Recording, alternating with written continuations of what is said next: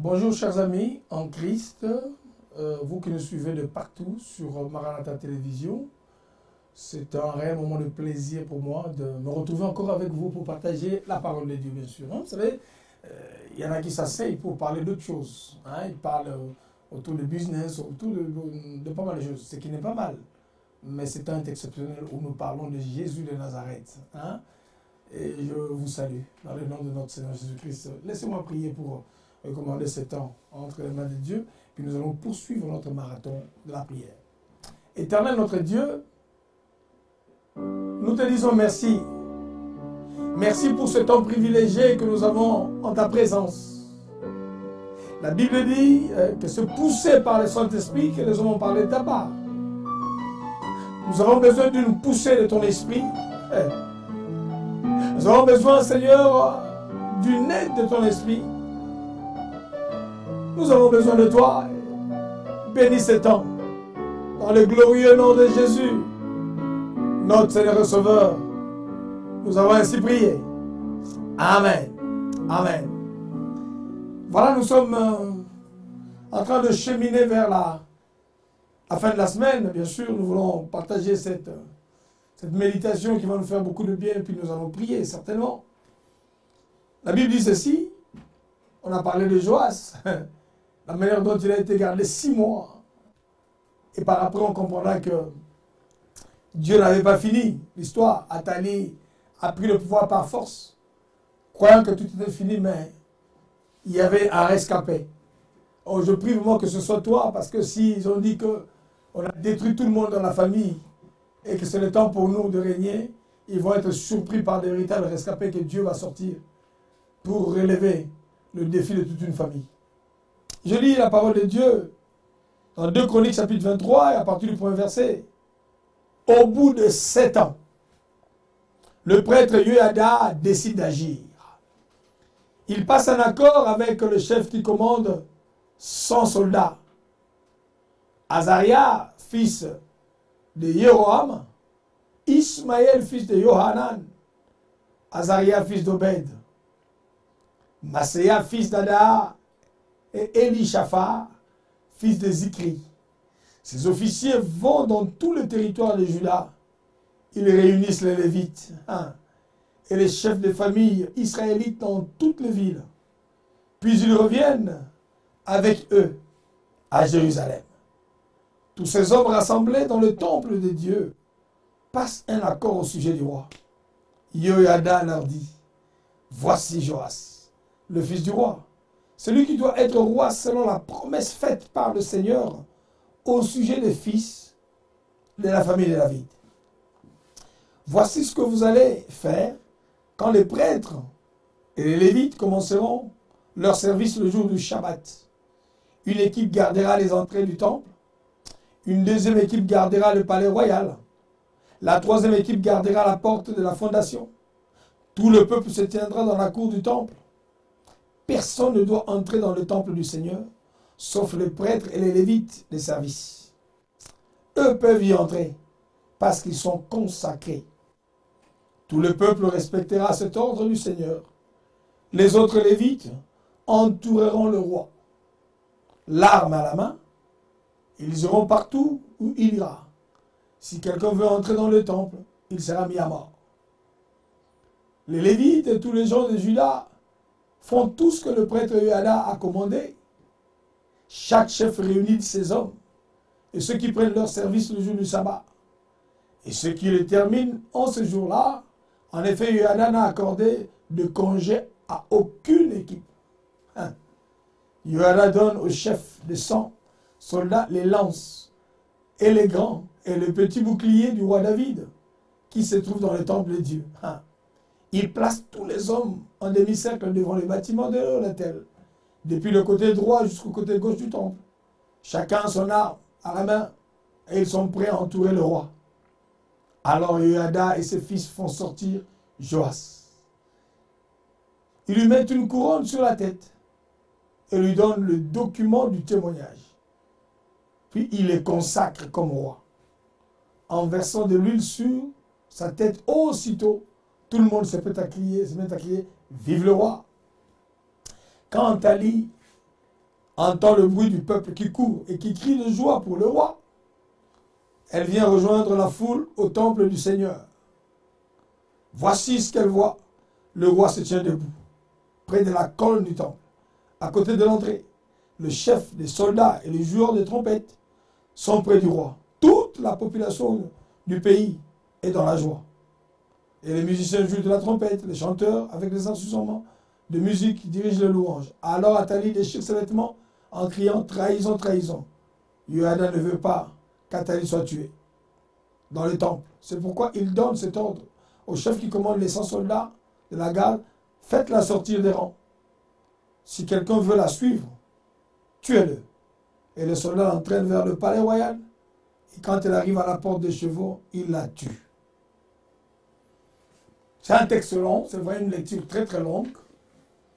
Mais je voudrais nous faire voir comment les traîtres finissent.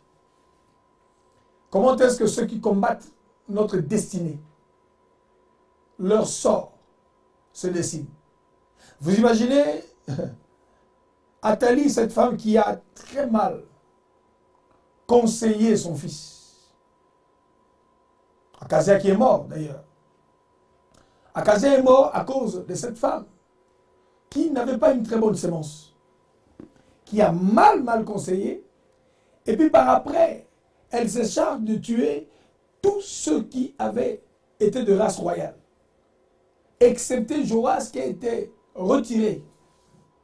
Non, je voudrais dire à quelqu'un, tu es un véritable rescapé. Parce que si on peut t'expliquer l'histoire, la manière dont tu es resté en vie, beaucoup sont partis, mais pourquoi tu n'es pas parti comme eux? Pourquoi Dieu a permis que tu restes en vie? Non, je voudrais dire à quelqu'un, tu as encore un rôle important. Tu as des véritables défis à relever dans une famille, dans une nation, dans une génération, j'allais dire. Parce que, non, son histoire de Joas, Dieu permet que Joas soit extirpé, comme on l'a dit les fois dernières. Mais là, on se rend compte en fait que Athalie croyait que, non, je voudrais dire à ceux-là qui se disent, je suis le chef de famille, ici c'est moi qui règne maintenant, d'ailleurs en dehors de moi. Non, il y a des rescapés, il y a une génération de Joas qu'on croyait mort. Joas qu'on croyait que tout le monde croyait mort, hein? Mais Joas n'est pas mort. Joas est caché quelque part. Ça s'appelle comme des Esther. Esther, une orpheline venue justement sans père, sans mère, élevée par son oncle.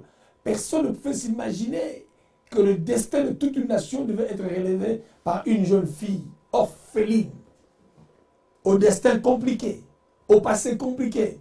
Je voudrais encourager quelqu'un qui se dit que non, moi j'ai vécu dans des conditions tellement compliquées. Mais Dieu a permis que tu sois caché. Dieu n'a pas voulu que tu sois visible parce que ta vie allait être en danger, simplement parce qu'il y a des Athalie. Des Athalie qui cherchent de tous les côtés. Comme Hérode d'ailleurs se disait que non, dès qu'il a appris qu'il y a un roi qui est né, Hérode est devenu fou. Son problème c'était de tuer celui-là qu'on a appelé roi. Et voilà un peu cette Athalie-là, dans toutes les familles, dans toutes les nations, qui pensent qu'ils sont chefs éternellement. Par un pouvoir d'ailleurs illégitime. Ils se sont fait chefs eux-mêmes, par la force, par la ruse, par la sorcellerie, par l'occultisme et par la force des choses. Mais les véritables chefs légitimes, envoyés par Dieu, d'ailleurs comme le verset 4 le dit, je voudrais le redire, voici ce que vous allez faire. Quand les prêtres et les lévites, non, je prends même un peu avant, Yoada leur dit, voici Joas, le fils du roi, celui qui doit être roi, selon la promesse faite par le Seigneur. La Bible nous dit ceci, j'aime bien. C'est un scandale. Ecclésiaste 10, un scandale pour le royaume. J'ai vu de chefs, de rois, des princes marcher à pied et des esclaves être sous le chevaux. Et leur vie, non, il n'y a pas de fatalité. Il se dit qu'il y a des gens qui ont l'approbation de Dieu, mais qui sont encore dans le petit village caché derrière. Il y a des gens qui ont l'approbation de Dieu, mais qui sont encore derrière le rang. Parce que Joas était caché. Toi aussi, tu étais caché. La Bible dit, nous sommes morts et notre vie est cachée en Christ. Donc notre destinée est cachée en Christ. Les Athalie sont en train de régner au pouvoir, ne sachant pas qu'il y a une génération de Joas qui va s'élever. Non, je le déclare que c'est le temps. Non, je le souhaite pour toi que c'est le temps. Dieu mettra toutes les dispositions possibles pour que tu arrives à ta destinée. Remarque un peu cette histoire, tu vas lire, tu vas voir comment les dispositions du ciel. Il y a un cortège du ciel. Il y a une colonne de blindés du ciel. Il y a des anges qui sont déjà préparés pour te ramener à ta destinée. Non, je voudrais prier pour que cette armée du ciel, pour que toutes ces colonnes, comme on a cité, qui ne dormiront pas, il ne se donnera pas de repos tant que toi tu n'es pas rentré dans ta destinée.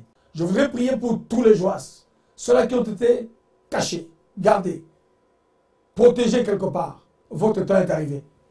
Le temps où les Atalis doivent laisser la place, céder la place, de gré ou de force. Seigneur notre Père, je viens te prier pour que ceux de la génération de Joas qui étaient cachés, Moïse était caché, Jésus était caché, Esther a caché son identité. Notre Père et notre Dieu, les Atalis ont trop régné.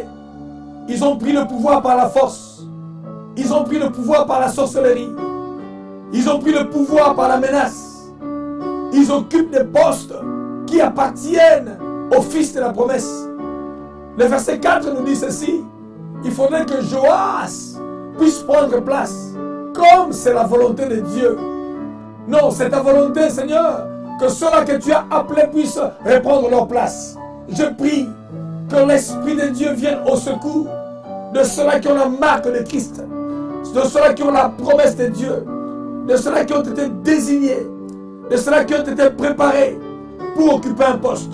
Tu ne mourras pas tant que tu n'as pas occupé le poste que Dieu t'a préparé. Or la Bible dit, ceux qu'il a connus d'avance, ceux qu'il a préparés d'avance, il les a prédestinés. Tu as été prédestiné, tu as été préparé d'avance. Il y a une place qui a été préparée pour toi. Que le Saint-Esprit te ramène au bon endroit, au bon moment. Non, je refuse que tu meurs. Non, je refuse que tu quittes l'endroit de ta prédestination. Non seulement il les a prédestinés, mais il les a préparés. Non, il les a glorifiés. Je prie Dieu, je prie encore Dieu de te placer autour de toi des hommes et des femmes qui vont te ramener dans ta destinée. Je loigne de toi tout esprit de distraction. Il faut que tu sois au bon endroit, au bon moment. Non, je refuse que tu sois au mauvais endroit, au mauvais moment. Tu seras là quand on aura besoin d'un député. Tu seras là quand on aura besoin d'un directeur. Non, tu seras là quand on aura besoin d'un ingénieur. Non, tu seras là quand on aura besoin d'un pasteur.